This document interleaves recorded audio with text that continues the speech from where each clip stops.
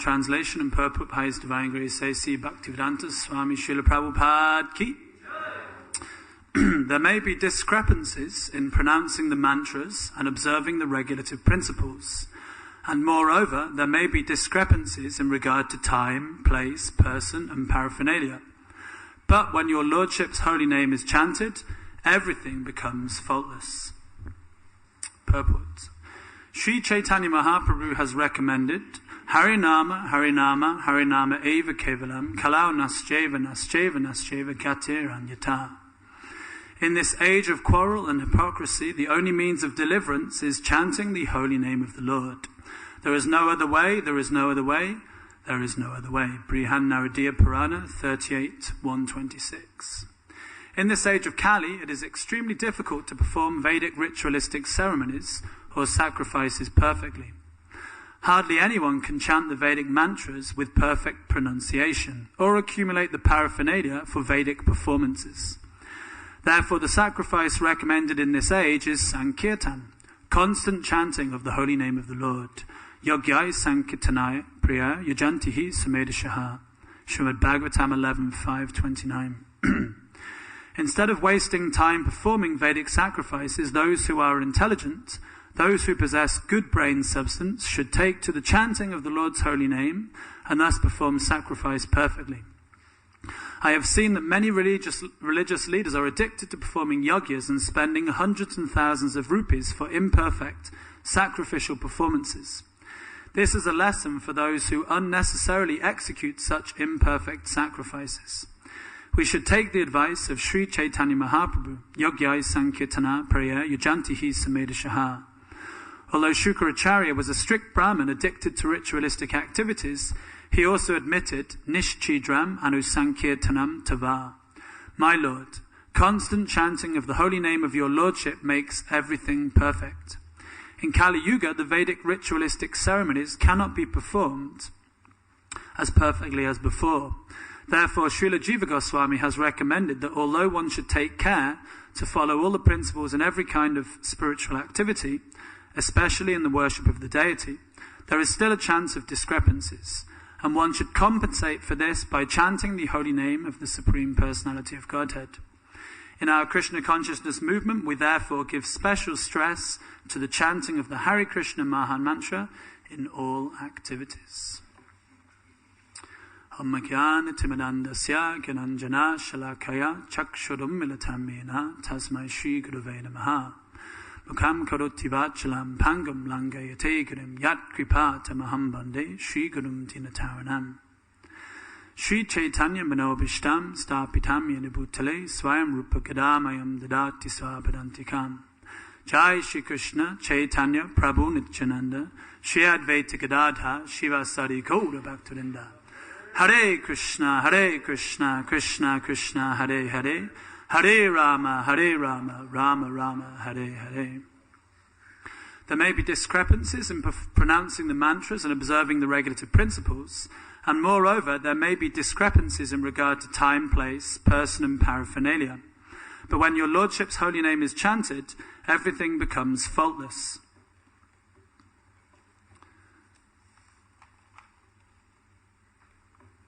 So, on doing a little preparation for this class today, I discovered that there's about 9 chapters altogether in this particular canto describing the pastimes of Bali Maharaj. So, you're already some way in to the pastimes of Bali Maharaj, several chapters.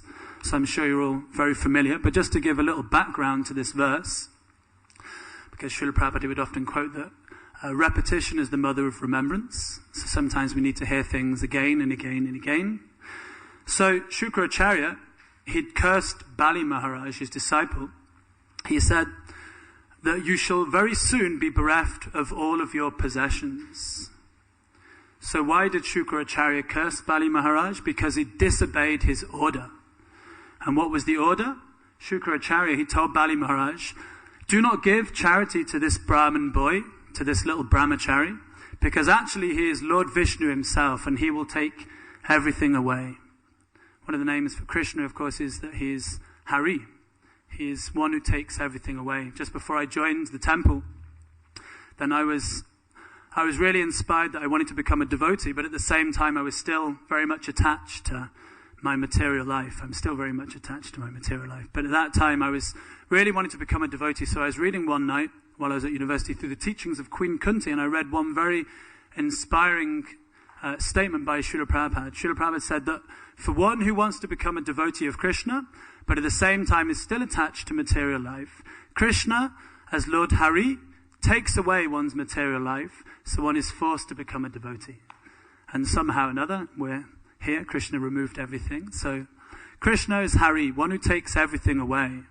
So Shukracharya, he was warning Bali Maharaj, do not give everything, do not give charity to Bali Maharaj, to Vamandev, because he is Vishnu, he will take everything away. But Bali Maharaj, as we know, he did disobey the orders of his spiritual master. So we understand that actually to follow the instructions of the spiritual master is the supreme goal of life. Srila Prabhupada, he would often credit his success. He would say, if I have any success, it is that I simply try to follow the orders of my spiritual master. That is all. Yasya prasadat bhagavat prasado yasya prasadan nagati katopi. By the mercy of the spiritual master, one receives the benediction of Krishna. Without the grace of the spiritual master, one cannot make any advancement. And Srila Prabhupada, he said that the most important verse in all of the Vedas, does anyone know what Srila Prabhupada said was? Yeah, Yasya Devi Parabhakti Yata Devi Tatagaro Tasyati Katati Yata Prakashante Mahatmana. Only unto those who have implicit faith in both the Lord and the spiritual master are all the imports of Vedic knowledge automatically revealed. Srila Prabhupada said this is the most important verse to become one with the instruction of the spiritual master. But here's Bali Maharaj, one of the Mahajans, one of the 12 authorities in devotional service, disobeying the order of his spiritual master. What are we supposed to learn from this? Well, actually, Srila Prabhupada describes that the guru's duty, we often hear about the disciple's duty, but the guru's duty is to take the disciple back home, back to Godhead.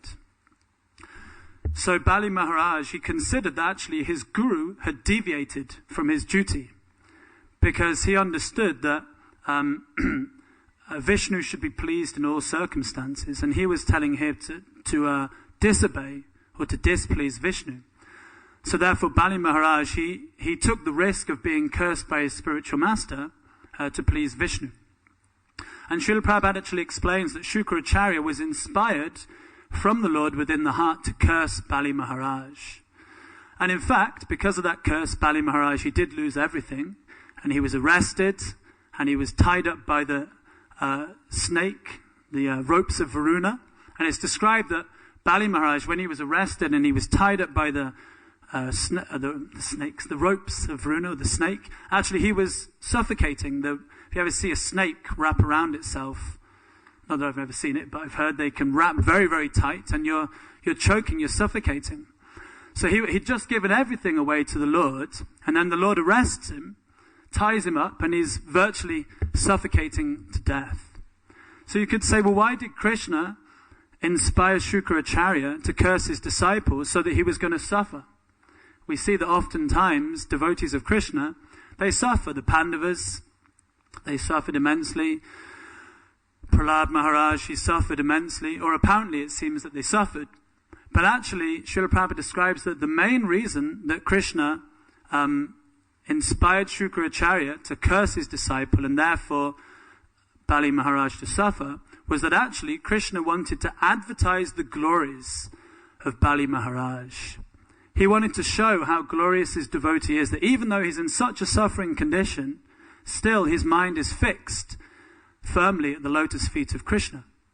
So this was Krishna's real purpose, was to glorify his devotee for his, Srila Prabhupada says, his super excellent tolerance and devotion. And it's described that when Bali Maharaj was arrested and he was in the ropes of Varuna, he was remembering the determination of his grandfather, Prahlad Maharaj. And therefore when he remembered the determination of Prahlad Maharaj, he became inspired, and then he offered the final step of the Lord to be placed on his head. He gave his head in charity. So this firm determination, this single-pointed determination, is described by Krishna in the Bhagavad Gita. Vivasyatmaka buddhiya ekiha karinandana bahushaka yanantascha buddhiyo vavasayanam. One has to be single-pointed, one has to be resolute in purpose. And Srila Prabhupada actually explained that when he read the translation and the commentary to this particular verse, 241, particularly Vishwanath Chakravarti Thakur's commentary, then Vishwanath Chakravarti Thakur, he described that the instruction of the spiritual master should be the life and soul of the disciple. And Srila Prabhupada said that that was the verse that inspired him to dedicate his life to follow that instruction, and therefore he came to the West, and here we are all sitting here today. So this determination we have to develop in devotional service, that no matter what happens, we have to be fixed on the instructions of the spiritual master, fixed on the instructions of Srila Prabhupada, fixed on pleasing the previous acharyas. So this is one of the lessons we can learn from Bali Maharaj and Prahlad Maharaj, Srila Prabhupada. So now we come to today's verse. So at this point, Bali Maharaj, he's gone down to Sutala, one of the hellish planets. But there, Lord Vamanadev was going to act as his doorman, and he was going to receive great opulence, greater than the King of Heaven. And Prahlad Maharaj, he's just glorified the Lord, and he's also gone down to Sutala.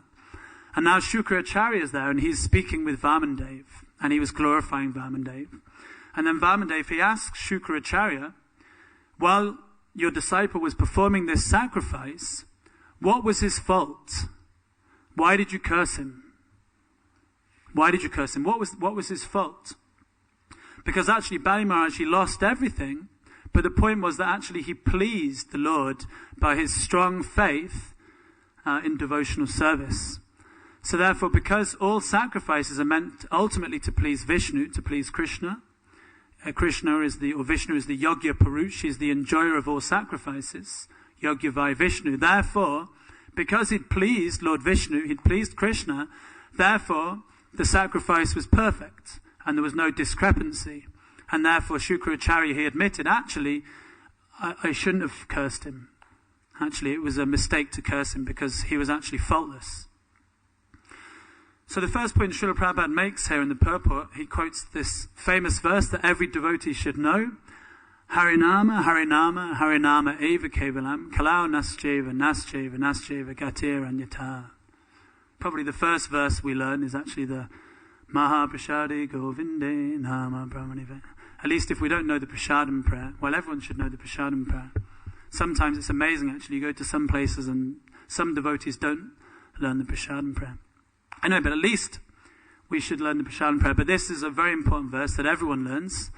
That in this iron age of quarrel and hypocrisy, there is no other way, no other way, no other way, but to chant the holy names, chant the holy names, chant the holy names.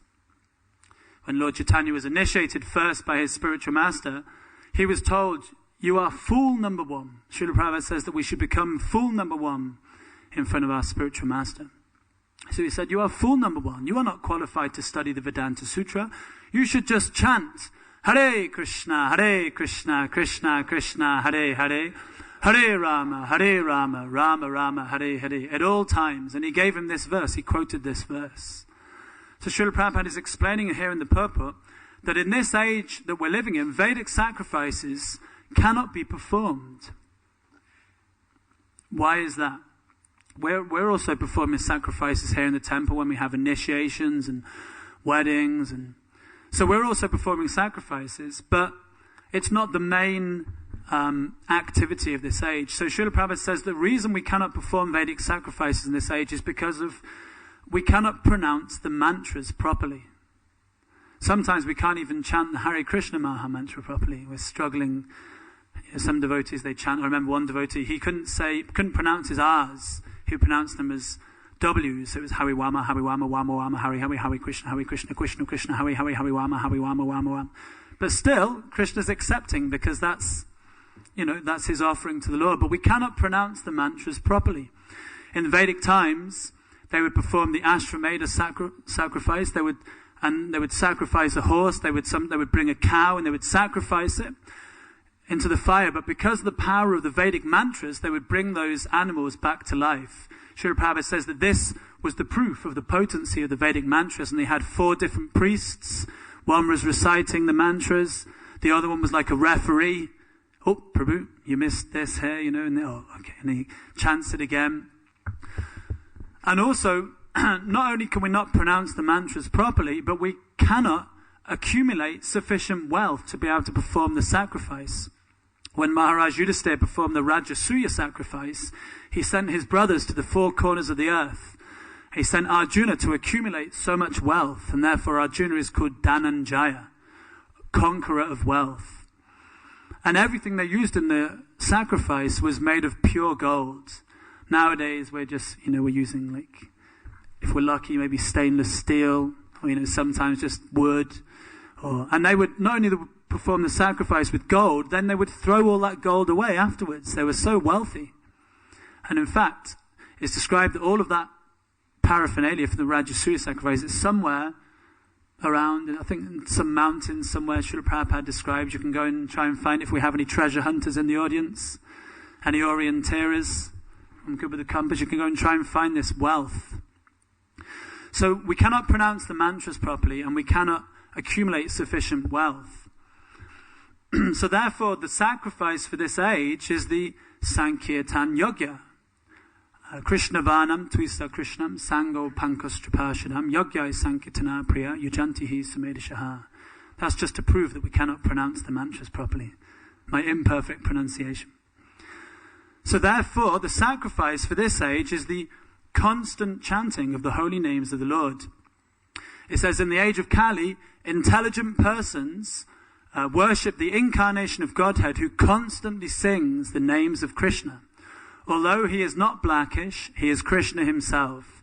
He is accompanied by his servants, his associates, his confidential companions, and his weapons.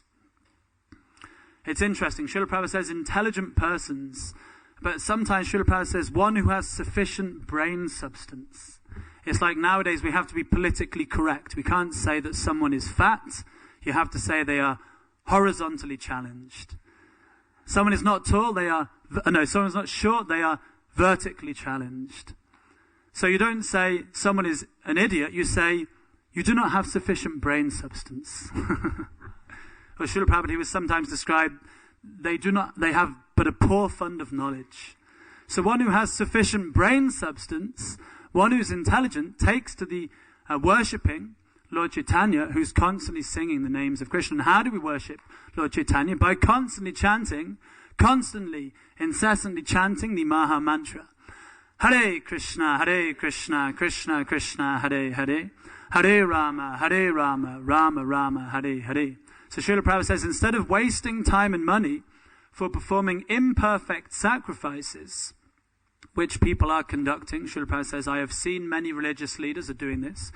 We should spend all our time and our energy and all our money on constantly chanting the holy names of Krishna. Because the point is, just like the yogic Brahmins in the Krishna book or in the 10th canto, we understand the pastime. Krishna and Balaram, they were feeling hungry. They wanted to have some food. Like young boys, they're playing so much, tending the cows. So they got very hungry, so they sent their friends away. There are some Brahmins performing some sacrifices nearby.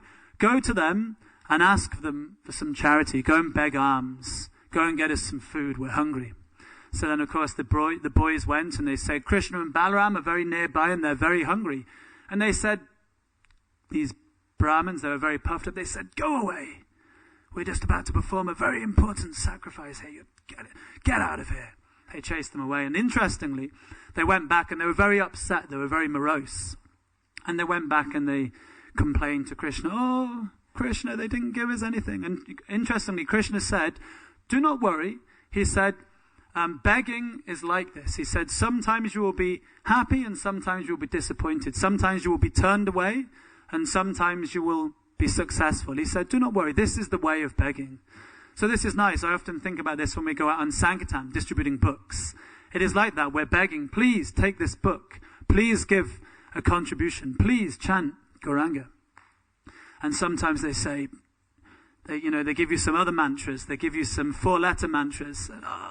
But it's okay. Krishna says, don't worry. Sometimes begging is like this. But then Krishna said, anyway, go back again and this time approach the wives of the Brahmins. They are my devotees and they're very pure-hearted and they will give you something. So then the wives of the Brahmins, they were very, they gave, yes, please, yes, certainly, take this. They gave them everything. So much prasadam. So the point was that the wives of the Brahmins, they weren't very learned in Vedic knowledge. They weren't expert in performing sacrifices. But the point was, they understood the essence of all sacrifice, which is to please Krishna. And therefore the Brahmins, they later on said, oh, actually, our wives, they have taught us this lesson, that we should actually try and remember Krishna. This is the essence of all sacrifice. And the point is, because one of Krishna's names is that he's Bhava Grahi Janardana, which means that Krishna takes the essence of one's devotional mentality. So there may be some faults in performing our service, there may be some discrepancies, but Srila Prabhupada says, but if one is serious and sincere, then Krishna will accept that service. Just like the illiterate Brahmin, when Caitanya Mahaprabhu was touring South India, he came across the illiterate Brahmin, and he was reading Bhagavad Gita, he had it upside down, and he didn't know how to read, but he was crying, and everyone was making fun of him. So Caitanya Mahaprabhu said, well, why are you crying? And he said, well, my spiritual master, he has asked me to read the Bhagavad Gita, but I do not know how to read, but because he has given me this order, therefore I am reading. And he said, well, if you can't understand it, why are you crying? And he said, because whenever I think of Krishna, how he has become the servant of his devotee, how he is Bhakta Vatsala, he has become the charioteer of his devotee. He says, whenever I think of this, my heart swells up, my eyes fill with tears, and I cry. And Caitanya Mahaprabhu, he embraced him and he said, yes, you have actually understood Bhagavad Gita. So the point is, what is our mentality? What is our mood? What is our purpose? What is our meditation? And Krishna is actually looking for this. Not so much the activity, not so much, what it looks like externally, but what is the mood? So he's Bhava Grahi Janardana. And even the devotee is like this as well. Srila Prabhupada, in the early days of the Hare Krishna movement in the San Francisco temple, California, the devotees, it was during the hippie time, and particularly, Shri Shri Radha Gokulananda ki, Shri Shri Sitaram Lakshman Hanuman ki, Shri Shri Gauranitai ki. Particularly in San Francisco, they were even more in the hippie mood than in New York. In New York, they were a little bit more conservative. So the devotees, they had this storefront temple, and one day the devotees had taken it upon themselves to decorate the temple, without the knowledge of Swamiji. They wanted to surprise Swamiji, so they brought all kinds of decorations in there. They had a totem pole, like the Native American Indians, they have these big totem poles, so they put a big totem pole next to the altar, and they'd put a picture of Jesus Christ on the wall, because they thought, well, this is, he's a spiritual personality. And when Srila Prabhupada came in, do you know what he said? What is this totem pole doing here? Get it out of it. What is Jesus Christ? No, he said, oh, very nice. He said, Lord Jesus Christ is looking very nice here on the wall. So he took the essence. He took their devotional mentality. He saw, oh, they're just trying to please me. They're doing the best they can. Just like a child in the beginning, you don't expect a child, if a child starts trying to walk and then it falls down, you don't say, you're useless, what are you doing? You're never going to walk. No, you encourage the child. So Srila Prabhupada, he was encouraging his disciples. Krishna's encouraging us, yes, whatever you can do. In the beginning, when I first started offering my food to Krishna, I just had one little picture of Krishna in the Higher Taste book.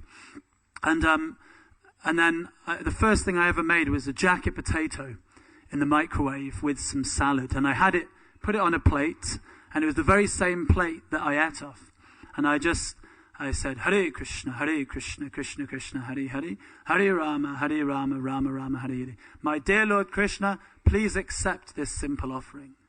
And I can tell you, Krishna definitely accepted that offering. Not because and actually I had more devotion back then than I do now. And I remember when I had the Hare Krishna book of vegetarian cooking by Adiraj Prabhu, and it said you should cook with your own ghee. You should make your own ghee. So that was the first thing I ever made, was ghee. It took me about 4 hours, and after the time I'd cooked the ghee, I didn't have time to cook anything else. So I made this jacket potato. But in the book, it said that when you're taking prasadam, you should eat with a devotional mood. You should light some incense, play a little bhajan, in meditation, and you should save half the room in your stomach for prasadam, and you should have a quarter for liquid and a quarter for air. And eat in a very... So I did. I put on nice bhajan, Srila Prabhupada chanting, and I lit some incense. So I was sitting there in my room, in my student house. The whole house was a pigsty. It used to take me 45 minutes to clean the kitchen before I could even start cooking. If anyone's ever lived in a student house, you know what I mean. And then I would go upstairs to my room, and it was very tranquil. And then you had to save a quarter of the air in your stomach, room in your stomach for air. So I would take a bite of prasadam, and then I would take a few deep breaths, get my air in. And I had so much more devotion for taking prasadam then than I do now. Nowadays it's just, okay, let's get out there on Sankirtan or whatever it is. So Krishna, he accepts the devotional mood. This is the point. And the pronunciation, in fact, Tamal Krishna Maharaj, he describes that when Srila Prabhupada first gave them the Gayatri mantra, he gave it to Tamal Krishna Maharaj and Jayananda Prabhu. And Tamal Krishna Maharaj, he describes that Jayananda Prabhu, his pronunciation was terrible. It was really, really bad. And he just kept saying to Tamal Krishna, Maharaj, he said, I just cannot pronounce this. And they said, well, okay, let's go to Srila Prabhupada and let's ask him if we're pronouncing properly. So they went, and Jayananda Prabhu, he chanted the Gayatri mantra in front of Srila Prabhupada, and Srila Prabhupada just leaned back in his chair and he just started laughing. Like one time Srila Prabhupada performed one preaching program here in London at Conway Hall. Is it Conway Hall? And at one point Srila Prabhupada became ecstatic and he started chanting Narada Muni Bhajai Vina. And at the end, the devotees asked Srila Prabhupada, at one point in the kirtan, you became so ecstatic and you started glorifying Narad Muni. What happened? And Srila Prabhupada said, at one point in the kirtan, Narad Muni came. And the devotee said, really? Narad Muni came? What was he doing? Srila Prabhupada said, he was laughing to see the Westerners chant Hare Krishna, attempting to chant Hare Krishna. So Srila Prabhupada started laughing at Jayananda Prabhu, trying to chant the Gayatri mantra. And Jayananda Prabhu became very sad and very morose. His face fell. And he said, Srila Prabhupada, and Srila Prabhupada, he said, it is hopeless. It is hopeless. He said, you Westerners will never be able to chant properly. And Jayananda Prabhu, he became very upset.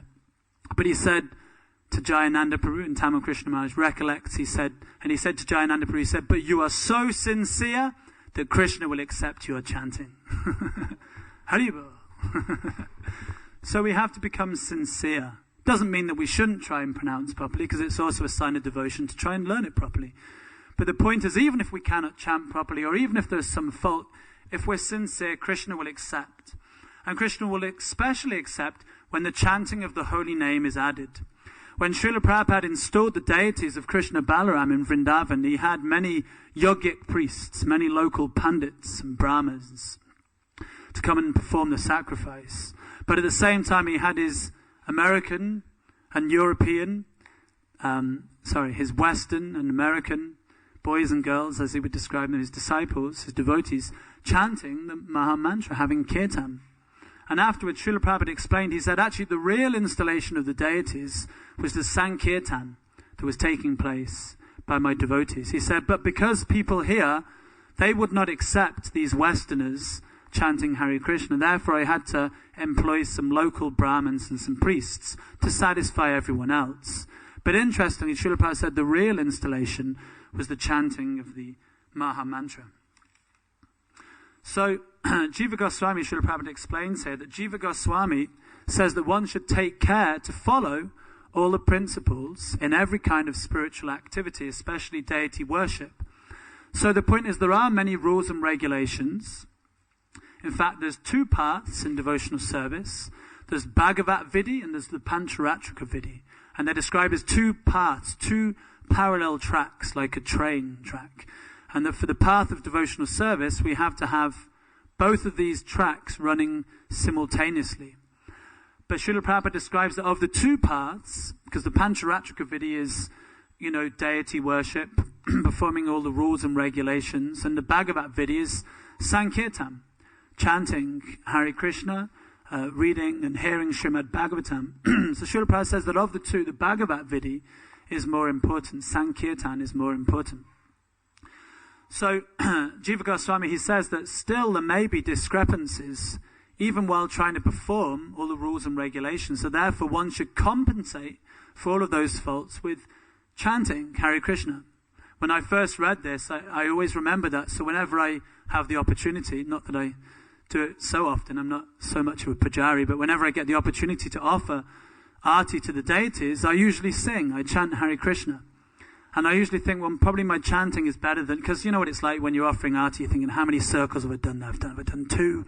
Have I done 3? And by the end of it, you're kind of all confused and you get the mantras wrong. So we should compensate for all of our faults with constant chanting of the holy names. It's said that chanting of the holy names counteracts all faults. Kaledo shana de raja nastyeko mahangana kirtana deva krishna sya bhukta sangha paramrajet. This age of Kali is an ocean of inauspicious qualities. Can you imagine what it's like in the ocean? If you're just dropped off somewhere in the ocean, even if you're a good swimmer. When I was younger, I used to swim. I pride myself as being a good swimmer. I still go swimming sometimes. Actually, I just joined a gym recently. And I'm now swimming once again. I got told off one time for swimming in the local pool in Hamilton. One of the ladies, she said I was terrorizing the pool because I was swimming up and down. She was trying to do wits. You know what old ladies are like in the swimming pool? They're just kind of yapping and, gossiping. And I was trying to swim, so she said, you're just terrorizing the pool.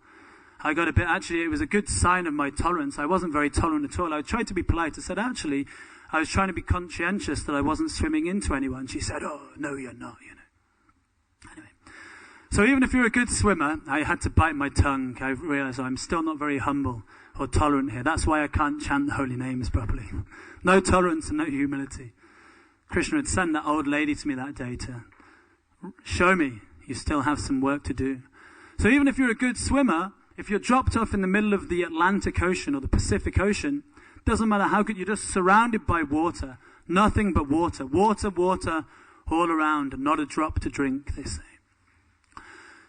So, Kali Yuga is an ocean of inauspicious qualities. Wherever you look, there is bad things going on. Illicit sex, gambling, meat eating, intoxication, everything, wherever you look. But there is one good quality in this age, just like there is one special thing that you can find within the ocean. I asked one time, one devotee, I was giving a class, and I asked him, what is that special thing that you're looking for? What is that treasure that you're looking for when you're in the ocean? And he said, a helicopter. And I said, a helicopter? He said, yeah, if you're in the ocean, you want a helicopter to come and save you. I was like, okay. But actually the treasure is a pearl.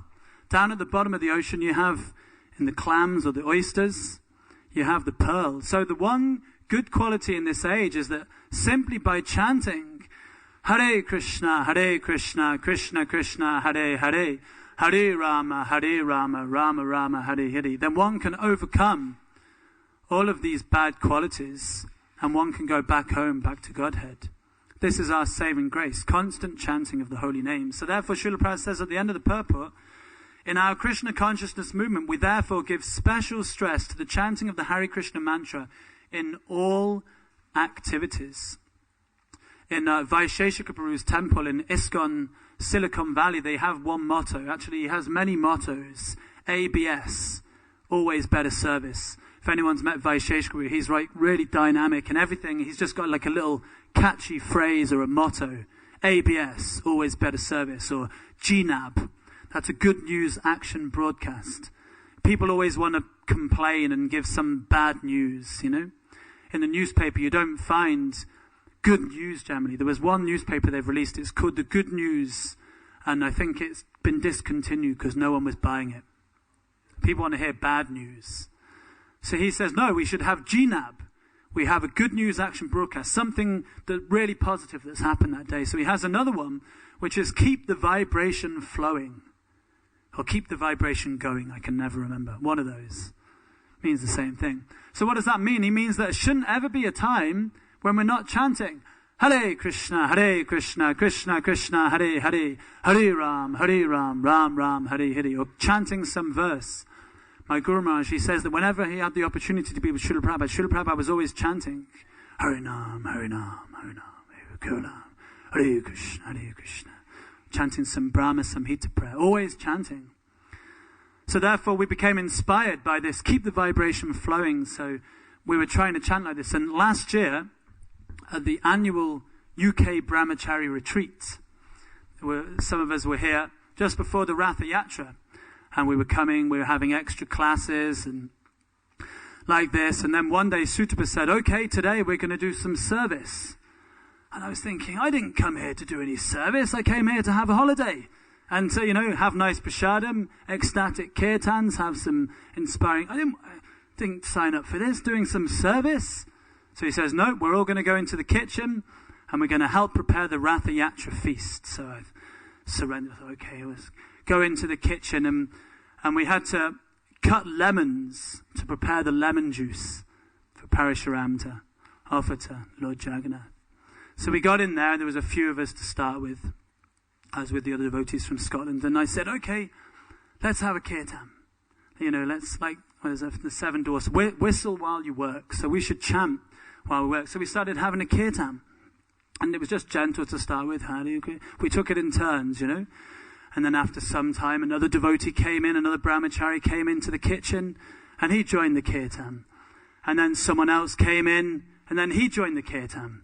And then we started playing we started getting the spoons. Shamananda Prabhu started playing the kartals with the spoons, and he was doing this amazing shuffling with the spoons. And then Sundar Nitai, he was playing the madanga on the big sink. Boom, boom, boom, boom.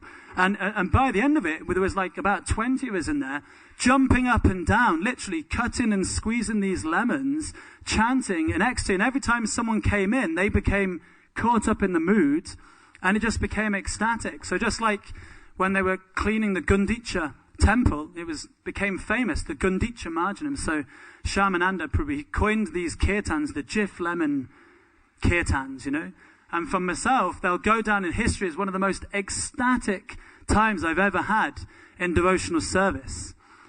It was just amazing. Amazing. Someone even filmed it. And then there was one devotee, one of the Bhaktas, I'm not sure what his name was. He was doing this really weird sound. He had one of this like square stainless steel kind of tubs, and he was spinning the spoon round. What was that devotee? Anyway, we shouldn't maybe see who he was. He was doing this. He became so excited. He was spinning the spoon round, and anyway, it was amazing. And I was always thinking, why? I should always remember to chant Hare Krishna. Then devotional services, Susukam Katam Avyam, when you add the holy name. So we should keep the vibration flowing. Whatever we're doing, add the chanting of the holy name. Srila Prabhupada said 16 rounds on the beads and unlimited chanting off the beads. One time Srila Prabhupada imitated one of the devotees, and he pulled down the 16th bead and he said, now I've done my 16 rounds, now I can do any damn thing I like. So Srila Prabhupada, he was saying, no, actually, we should be always chanting Hare Krishna. This is our problem, actually, is that we forget to chant. We sometimes think chanting is just like something we do in the morning, and then, we don't chant throughout the day. Sometimes we're driving in the car, Hare Krishna, Hare, on the way to Sankirtan, Hare Krishna, Krishna Krishna, Hare Hare. And then suddenly there's a near miss. You're about to have a car crash. And then everyone goes, ah! And then, the danger's averted. We didn't crash. And then everyone starts again, Hare Krishna, Krishna Krishna, Hare Hare, Hare Ram, Hare Ram. At the moment when you're supposed to chant the most, when you might leave your body, you're going to go to Loka. That's where we're going to go. So we have to practice chanting all the time. And when you're out on Sankirtan, if you're not chanting, then you're in trouble, because you're in the lion's den. You're immediately going to be captured by Maya. And you end up going to W.H. Smith's or wherever it is. So you have to be constantly chanting. We should remember at all times to constantly, incessantly chant the Maha Mantra.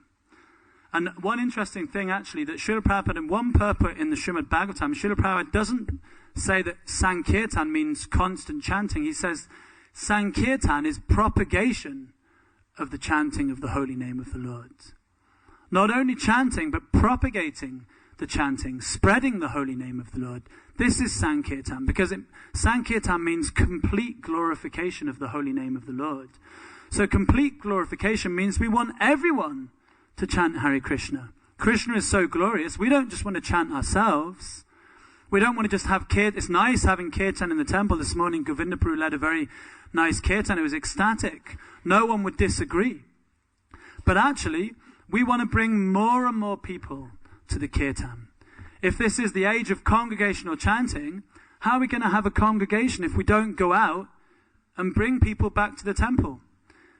Like they said, if people, when they started the Radha Damodar traveling party, Tamal Krishna Maharaj and Vishnujan Swami, they said to Srila Prabhupada, people are not coming to the temple, therefore we are taking the temple to them. And Srila Prabhupada said, yes, this is the correct understanding. This is the mood of Caitanya Mahaprabhu. We have to take the chanting to the people. We shouldn't just have kirtan here in the temple. It's nice, but the main thing is take that chanting out.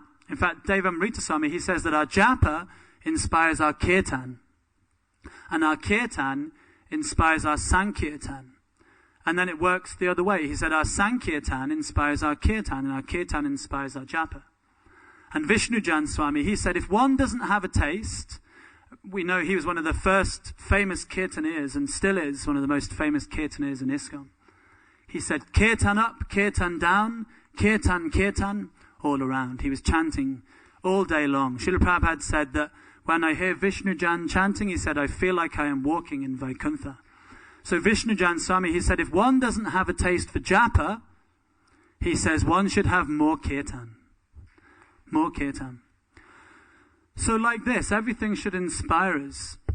So therefore, not only should we chant constantly, but we should also get other people to chant constantly. And then in this way, we will become fully satisfied. Chant Hare Krishna and be happy. So, I think time has just about come to an end, so I better stop there. Srila Prabhupada ki, Grantaraj Srimad Bhagavatam ki. Are there any questions or comments? Is there time, or should we just stop there? Yeah, if there's any questions or comments, any GNABs, any Good News Action broadcasts,